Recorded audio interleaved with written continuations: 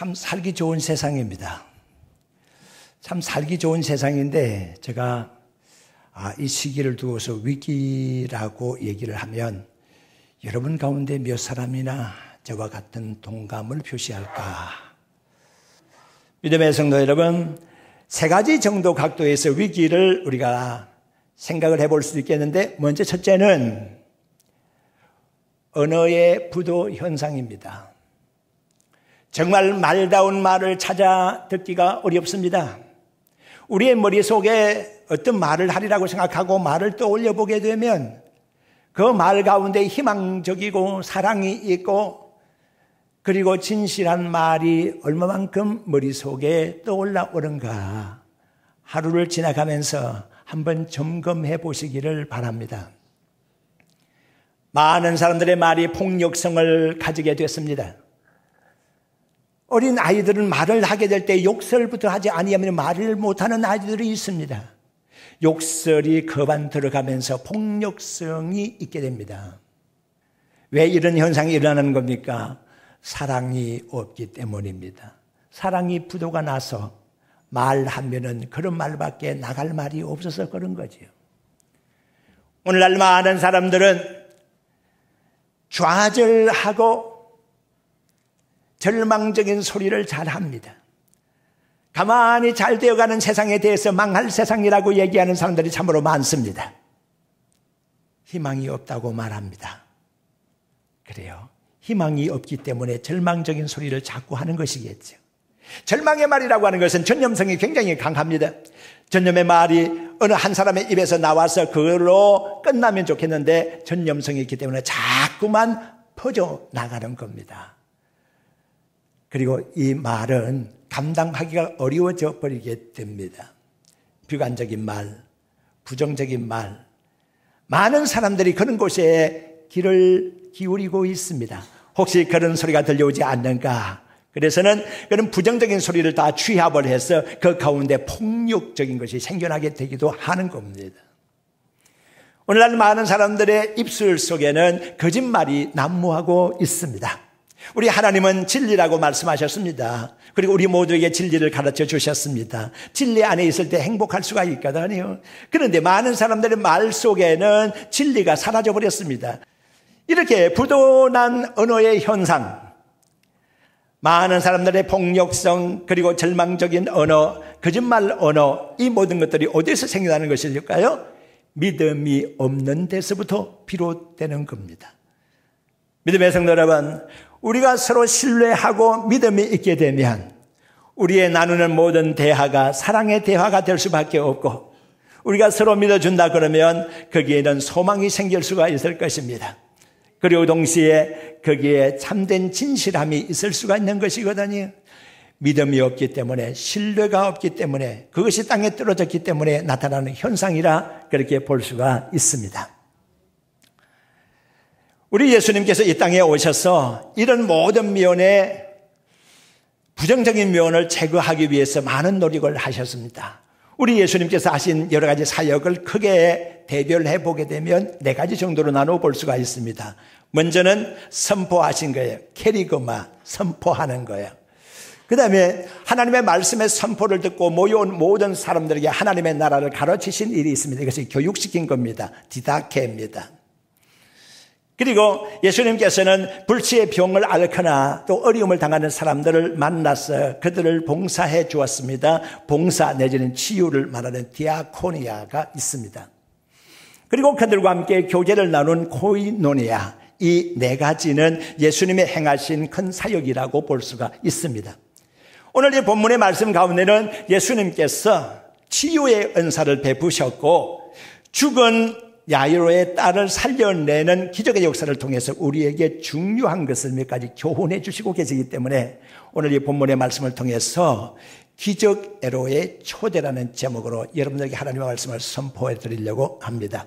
말씀을 통해서 우리의 신앙이 다시 회복될 수 있기를 주의 이름으로 축원합니다. 회당장 야이로라고 하는 사람에게 12살 먹은 딸아이가 있었습니다. 이 딸아이가 태어났을 때에 참 좋아했습니다. 다른 아이들이 없습니다. 외동딸입니다. 오직 이 딸 아이에게 모든 소망을, 모든 기쁨을 가지고 있었던 야이로의 집안입니다. 그런데 12살 가까웠을 때에 병들어 죽어가게 되는 겁니다. 얼마나 많은 약을 써보았겠습니까? 얼마나 많은 의원을 만나보았겠습니까? 그런데 백약이 다 무효였습니다. 어떤 약을 써도 듣지를 않는 겁니다. 희망이 없는 겁니다. 그런데 야이로의 귀에 소문이 들려옵니다.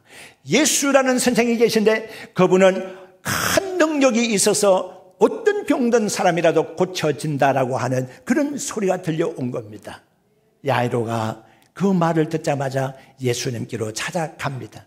마침 예수님의 많은 기적들이 가버나움을 중심으로 해서 행해지고 있었거니와 마침 그 병든 곳이 가버나움이기 때문에 예수님을 쉽게 만날 수가 있었습니다. 야이로가 갔습니다. 그리고 자기가 회당장이라고 하는 채통을 다 내려놓고 병들어 죽어가는 딸 아이를 위해서 예수님께 무릎을 꿇어서 기도하기 시작했습니다. 믿음의 성도 여러분, 부모는 이럴 수밖에 없습니다. 자식을 위해서라 그러면 자기 생명까지라도, 자기 체면까지라도 다 내려놓는 것이 부모의 마음 아니겠습니까? 자식을 위해서라면 아낄 것이 무엇입니까? 무슨 체면이 필요하겠습니까? 선생님 앞으로 가서 무릎을 꿇었습니다. 내 딸 아이가 죽어가고 있습니다. 내 딸에게 오셔서 손을 얹어 좀 낫게 해주시기를 바랍니다라고 요청을 했습니다. 예수님께서 이렇게 바라보시니까 회당장입니다. 상당한 식견이 있는 사람이고 상당히 존경을 받는 사람이 땅에 엎드려 있기 때문에 일으켰을 겁니다. 그리고 손을 잡고 함께 가자고 했을 겁니다. 함께 가면서 내가 가서 자네가 원하는 일을 함세.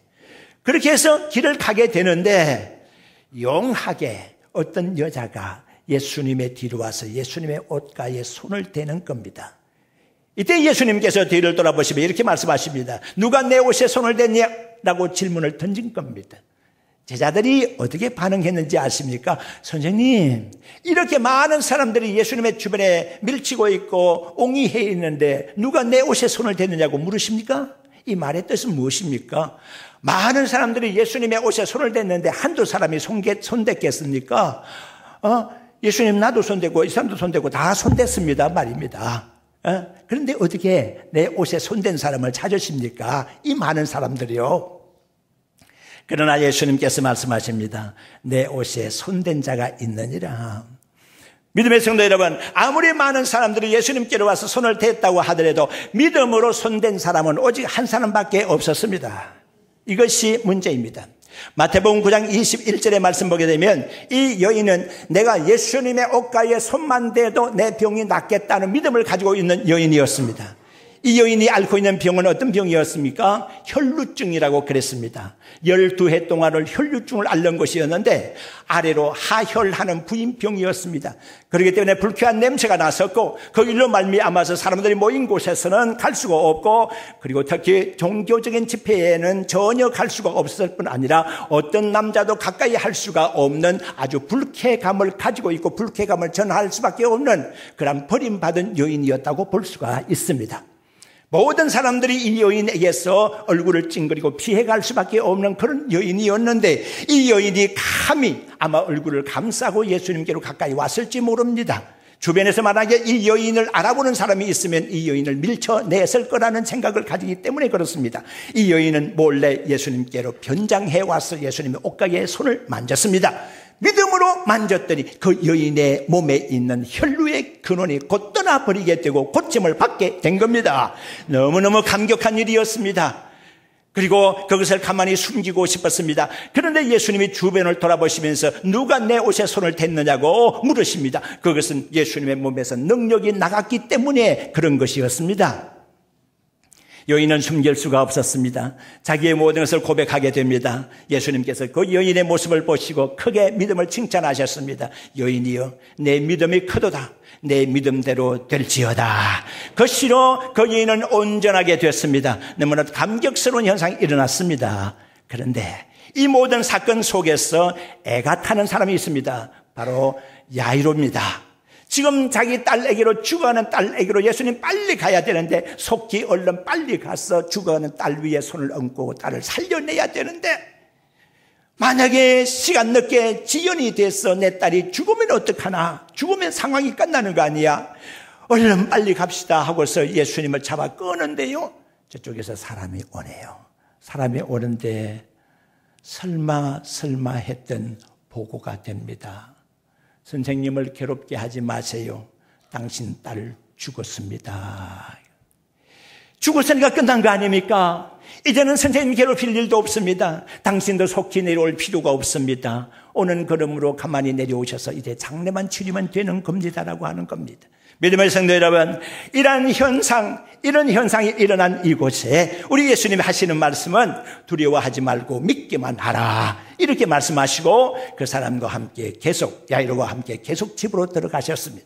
그리고 피리를 불면서 눈물을 흘리며 헌화하는 많은 사람들을 다 내어 쫓으셨습니다. 그리고 이 소녀가 잔다라고 말씀하시고, 그리고 손을 잡아서 달리다굼하고 일으키니까 곧 일어났더라고 하는 것이 오늘 이 본문의 말씀의 기적의 대충입니다. 믿음의 성도 여러분, 우리도 힘들고 어려울 때가 많이 있습니다.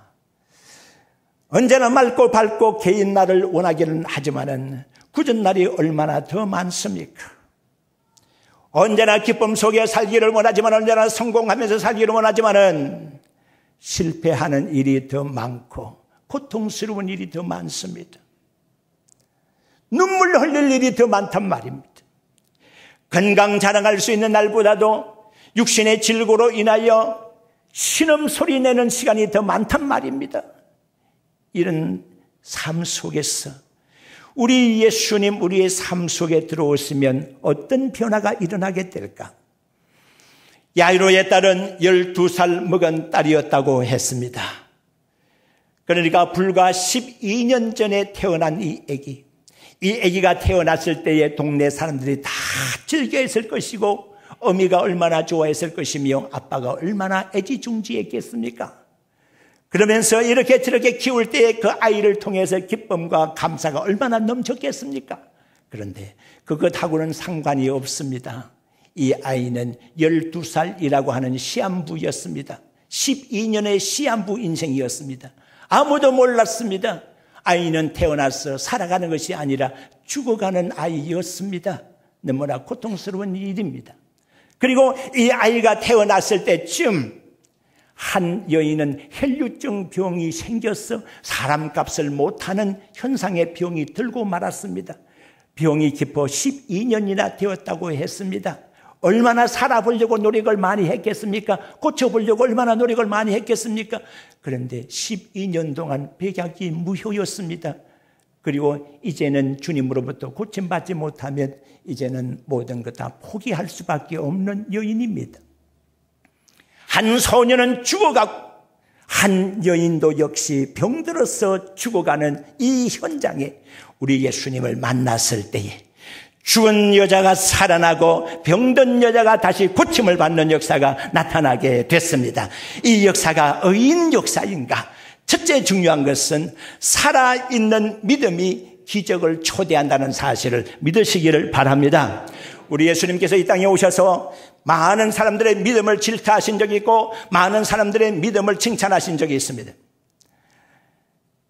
질타를 받았다고 그러면 그 질타의 내용에는 믿음이 없기 때문에, 믿음이 적기 때문에 질타를 받은 겁니다. 풍랑이 일어나는 곳에 제자들에게 우리 예수님께서는 너희들의 믿음이 어디 있느냐고 질타하셨습니다. 너희들이 육지에 있을 때는 하나님을 잘 믿는다고 말하면서 이 풍랑이 있는 바다에서는 너희들 하나님이 어디 있느냐? 너희들 믿음은 육지용이냐? 바다에서는 힘 못 쓰는 것이냐? 믿음의 성도 여러분, 우리는 언제 어디서나 우리의 믿음의 활용도가 있기를 바랍니다. 어디서나 믿음 가지고, 거룩한 믿음 가지고 활용할 수 있기를 바랍니다. 우리 예수님 베드로, 요한, 야고보를 데리고 높은 변화산에 올라가셨습니다. 그 사이에 귀신 들린 아이를 가지고 있는 한 부형이 가까이 와서 고쳐달라고 했습니다. 나머지 9명의 제자들이 제 귀신을 쫓아내기 위해서 모든 노력을 다 기울여 봤습니다. 그런데 헛사였습니다. 예수님께서 내려와서 보셨습니다. 너무나 안타까운 모습이 있었습니다. 우리 예수님께서 그 모습을 보시고 완악한 세대요, 이 약한 세대요, 이 힘이 없는 세대요, 믿음 없어 고통을 당하고 있는 제자들을 크게 나무라신 장면을 우리는 마가복음 9장 19절에서 찾아볼 수가 있는 겁니다. 예수님 부활하시고 난 다음에도 제자들은 큰 믿음이 없었습니다. 그들은 떨고 있었습니다. 그들이 모인 곳에 우리 예수님 나타나셔서 그들의 믿음이 없는 것을 질타하시고 그들의 완악함을 질타하셨다고 하는 것이 마가복음 16장 14절에 기록되어 있습니다. 우리는 원복음으로 알려져 있는 마가복음 이곳 저곳에서 믿음 없는 많은 사람들이 질타받는 장면을 볼 수가 있었습니다. 그런데 예수님께로부터 칭찬받는 사람들을 몇 사람을 찾아보게 되면 그 사람들 역시 믿음이 좋기 때문에 칭찬을 받았습니다. 우리가 조금 전에 생각했던 혈루증을 앓는 여인, 12해 동안 혈루증을 앓는 여인, 그가 믿음으로 인해서 예수님께 칭찬받았습니다. 한 여자가 있었습니다. 딸이 귀신에 들렸습니다. 딸이 귀신에 들렸기 때문에 그 딸을 데리고 예수님께로 오면 좋겠는데 그 딸은 지금 어디 있는지를 알지를 못해 할 수 없이 이 어머니 혼자 예수님께로 왔습니다. 주여 내 딸을 긍휼히 여겨달라고. 우리 예수님 처음에는 찾아보지도 않았습니다. 그 다음에는 우리 예수님께서는 내가 이스라엘의 잊어버린 자를 위해서 왔지 아무나 찾아서 온 것이 아니라고 말했습니다.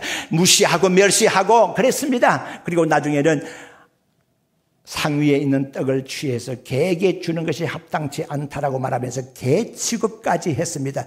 무시하고 멸시하고 천대했습니다. 그렇지만 이 여인은 말합니다. 주여 옳습니다만 개라도 주인의 상에서 떨어지는 것 얻어먹을 수 있지 않겠습니까? 나에게 그 부스러기라도 주십시오. 우리 예수님께서 이 가나안 여인의 믿음 큰 것을 정색하며 바라보셨습니다. 그러시면서 말씀하셨습니다. 내가 이스라엘 전역을 돌아보았지만 이만한 믿음을 보지를 못했다. 딸아 내 믿음이 크도다. 내 믿음대로 될지어다. 놀라운 역사가 나타나게 되었습니다. 백부장이 있습니다. 백부장이 하인이 병들어서 죽어가고 있습니다. 백부장은 너무나도 사랑이 많은 사람이었습니다. 하인 중에 한 사람 죽어도 뭐 별 볼 일 없는 것, 눈도 끔찍하지 않을 수 있는 백부장이지만은 그래도 자기의 사랑하는 종이 하인이 병들었다는 것 때문에 예수님께로 와서 사정을 했습니다. 예수님 내 하인이 병들었습니다. 고쳐주십시오. 그래 가자. 아닙니다. 선생님 저희들의 집에 오는 것을 감당할 수가 없습니다. 말씀만 하시면 내 하인이 낫겠나이다. 우리 예수님 깜짝 놀랐습니다. 이 큰 믿음, 어떻게 이 큰 믿음을 가질 수가 있을까? 백부장이라 그러면 전쟁하는 군인 아니겠습니까? 100명의 신하를 거느리고 있는 군인 아니겠습니까? 적어도 파견대장 아니었습니까? 대단한 실권을 가지고 있는 사람이었습니다. 그런데 어떻게 이 사람 속에 이런 큰 믿음이 있는 것이냐 말입니다. 놀라운 일입니다. 우리 예수님 돌아보시면서 너 믿음이 참 크도다. 말씀만 하시면 내 하인이 낫겠나이다. 예수님 같이 안 가셔도, 예수님 같이 가셔서 손 얹지 않으셔도 예수님 말씀만이면 내 하인이 낫겠나이다. 저는 이 큰 백부장의 믿음을 보면서 들으면서 너무 큰 감격해졌습니다. 나의 믿음은 어떤 믿음일까? 믿음의 성도 여러분, 이 백부장의 큰 믿음 가지시고 예수님으로부터 칭찬받는 역사 있기를 원합니다. 살아있는 믿음이 큰 역사 일어나게 하는 겁니다. 이제 딸은 죽었습니다. 상황은 끝난 겁니다. 가야 됩니까? 말아야 되는 겁니까? 야이로가 지금 선생님을 모시고 계속 가야 되는 겁니까? 그렇지 않으면 선생님 이제 돌아가십시오. 이제 상황이 끝이 나는 것입니다. 이렇게 말해야 옳은 것입니까? 어떻게 해야 되는 것입니까? 이때 예수님께서 이렇게 말씀하십니다. 두려워하지 말고 믿기만 하라. 이 말입니다. 믿음의 성도 여러분, 지금 사람이 죽었다는데 두려워하지 말고 믿기만 하라. 이게 무슨 말씀입니까? 그래요. 믿음의 반대를 우리는 의심이라고 생각합니다. 정확하게 말씀을 하면 이렇습니다. 의심하지 말고 믿기만 하라. 근데 이게 옳을 것 같지 않습니까? 의심하지 말고 믿기만 하라. 이러면 되는 것 같은데 의심하고 닳고 하는 것은 살아있을 때 하는 얘기입니다. 살아있을 사람에게는 하는 얘기입니다. 지금 죽었는데요. 죽은 사람에 대해서 의심하고 닳고가 뭐 있습니까? 죽음에 대해서는 두려움이 있을 뿐입니다. 공포밖에 없는 것이지요. 네. 두려움 속에 잡힐 수밖에 없습니다. 이제는 배도 다 끊어져 버리고 이제는 즐거움도 다 상실돼 버리고 이제는 희망이 없어진 야이로입니다. 이제 누구를 보면서 웃을 것이며 누구를 보고 즐거워할 것입니까? 두려운 일밖에 없습니다. 이제는 내외 죽을 일밖에 없겠구나 라는 생각을 해봅니다. 우리 예수님 직시하셨습니다. 그걸 아셨습니다. 두려워하지 말라. 두려워하지 말라. 믿기만 하라. 이렇게 말씀하십니다. 그런데 우리가 마태, 마가, 누가 복음을 공간복음이라고 그러거든요. 그리고 요한복음 제4복음이라 그러는데 마치 한 사건을 같은 눈으로 같은 시각으로 바라본 것처럼 기록했다고 해서 공감복음이라고 그래요. 오늘 이 본문의 말씀은 마태복음 9장에 있는 말씀과 병행 구절이 되는 겁니다. 똑같은 사건이 기록되어 있는데 마태복음 9장 18절의 말씀을 보게 되면 거기는 이렇게 말씀이 시작되고 있습니다. 한 관리가 예수님께 와서 이르되 내 딸이 죽었나이다. 오셔서 손을 얹어 살아나 구원을 얻게 해 주옵소서 하고서 마태복음 9장 18절에 요청한 사실이 있습니다. 그리고 그 다음의 사건은 야이로의 딸에 대한 치유의 사건과 똑같습니다. 자, 그러니까 야이로가 예수님을 만날 때에 이미 딸이 죽었다고 마태는 본 것이었고 다른 제자들은 예수님이 야이로를 만날 때 아직 야이로의 딸이 죽지 않는 상황이었다고 하는 얘기를 하고 있는 겁니다. 제가 말씀을 드리겠습니다. 죽었다, 아직도 죽지 않았다 하는 것이 중요한 것이 아닙니다. 죽은 사람이나 다를 바 없는 상황이 되었다는 것이고 야이로에게 문제가 되는 것이 뭔가 하면 죽었으나 주님께서 살릴 수 있다고 하는 부활의 신앙을 야이로는 가지고 있었다는 이 중요한 사실입니다. 믿음의 성도 여러분, 지금 야이로가 부활의 신앙이 없으면 예수님하고 동행할 필요가 없습니다. 딸이 죽었는데요, 왜 데리고 갑니까? 왜 모시고 가는 겁니까? 그런데 딸은 죽었지만은 주님께서 가셔서 그 위에 손 얹으시면 죽은 딸이 살아날 것이라고 하는 믿음이 야이로 속에 있었기 때문에 예수님과 계속 동행을 한 겁니다. 믿음의 성도 여러분, 우리 예수님께서 아버지 안에 계신다고 했고 아버지 내 안에 있다고 했고 그래서 예수님과 아버지는 하나라고 했습니다. 마찬가지 우리는 나는 주님 안에 있고 주님 내 안에 있어 주님과 나는 하나. 이것이 곧 요한복음 15장의 참나무, 포도나무의 비유의 골자적인 거 아닙니까? 나와 주님이 따로 있는 것이 아닙니다. 그리고 나와 주님이 함께 있거니와 나와 함께 계시는 주님은 어떤 주님이십니까? 죽은 자도 살리시는 부활의 주님인 것입니다. 그 부활의 주님과 함께 손잡고 가는 길에 놀라운 역사가 나타나게 될 줄로 믿습니다. 예수님이 나누신 말씀 몇 마디 명심하시기를 바랍니다. 이 딸 아이 두려워하지 말라, 두려워하지 말라, 믿기만 하라. 그리고 이 딸 아이는 죽은 것이 아니고 잔다. 주님의 말씀 속에 평화가 있습니다. 참된 평화를 맛보시기를 바랍니다. 죽음이 죽음이 아닙니다. 주님께서 오시면 죽음이 죽음이 아니지 않습니까? 그리고 소녀여 내가 너에게 말하노니 일어나라. 달리다굼. 이 세 마디의 말씀입니다. 우리 예수님께서 그렇게 말씀 많이 하신 것이 아닙니다. 그렇지만 우리 주님의 말씀 속에는 능력이 있고 생명이 있는 말씀이 있었습니다. 태초에 말씀이 계시니라. 그 말씀이 하나님과 함께 계셨다고 했습니다. 그 말씀은 곧 하나님이라고 했습니다. 하나님께서 그 말씀으로 천지 만물을 창조하셨다고 하였습니다. 이 말씀은 초기에 하나님과 함께 계신 말씀이라고 했습니다. 그리고 그 말씀이 육신을 입고 우리 가운데 오셨으니 곧 예수 그리스도라고 했습니다. 우리가 예수 그리스도를 믿는 것은 말씀을 믿는 것입니다. 말씀을 믿는 것은 무엇입니까? 생명을 얻는 것을 말하는 것입니다. 믿음의 성도 여러분, 하나님의 말씀, 생명력 있는 말씀을 기록한 것이 성서입니다. 이 성경을 토대로 해서 성립이 된 종교가 바로 기독교입니다. 우리는 하나님의 말씀을 따라가면서 능력 있는 예수님을 믿고 따라가면서 놀라운 기적의 초대를 받고 있는 믿음의 성도입니다. 할렐루야. 이제부터 우리의 삶은 변화가 되어야 합니다.